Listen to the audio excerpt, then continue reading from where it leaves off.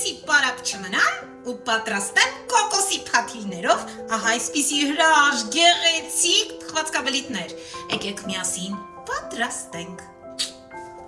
Ես կարծում եմ բոլորդ սիրում եք կոկոսի փաթիլներ։ Եթե չեք սիրում, դա ձեր խնդիրն է։ Իսկ ես շատ եմ սիրում։ Ինչևէ, ուրեմն եկեք պատրաստենք միասին բամուձիով գնդիկներ։ Գնացինք։ 1 ձու վանիլին այս մեկ պաչկաներ կլցնեմ, որովհետև ձվի համ չեմ սիրում։ Ավելացնելու եմ 1 ճաշի, այսպես 1 ճաշի գթալ շաքարավազ, մի ճաշի գթալ ձետ կավելացնեմ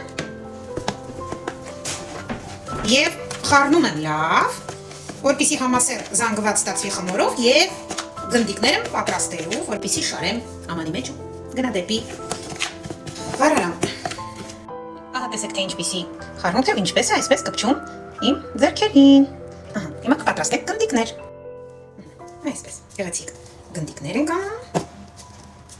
Ահա և այսքան ընդամենը ստացվեց 8 գնդիկ, բայց ինչ է։